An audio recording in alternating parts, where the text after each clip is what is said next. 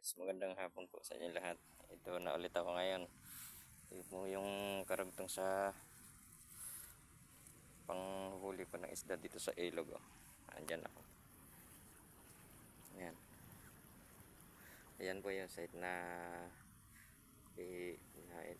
pinagbabantayan ko para makahuli ng isda. Ito po yung gamit. Oh. Ayan.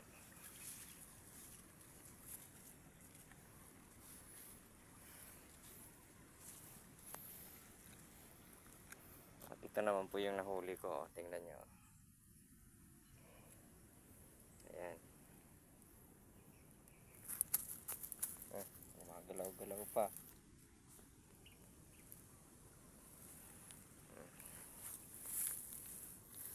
Ayan.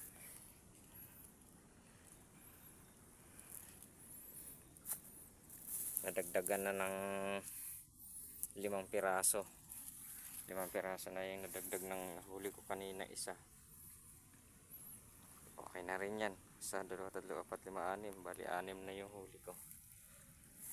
Sapat na yan para ulam. Hintay-hintayin ko pa hanggang mag alas 2. 1:30 pa lang eh. Pag nag alas 2 na, uwi na ako. Para layo pa kasi yung lalakarin ko mula dito sa ilog hanggang doon sa bukid. Layo pa yon. Sa mga ano pa yun,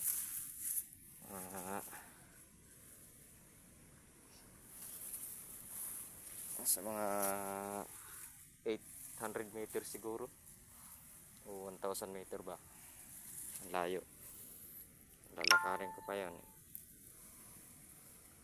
Tapos mamaya mga alas 2 pagkatapos ko dito mamaril ng isda,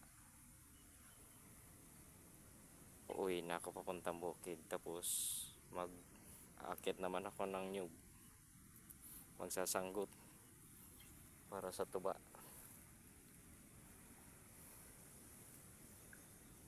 Hindi pa naman kasi gaano nagsisimula yung mga trabaho sa bukid, kaya dito muna ako. Ito muna yung libangan ko.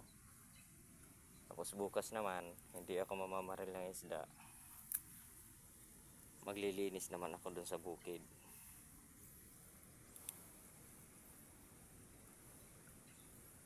Habang hindi pa ako nagsisimula dun sa trabaho ko sa ibang trabahoin, dun muna ako sa bukid. Tinitingnan ko yung spot ko kasi minsan may dumadaan dyan, may dumadaan papunta dun na isda. Yun yung inaabangan ko. Andun mayroon dun maliliit. Okay na rin to, kahit pa paano may ulam na para mamaya.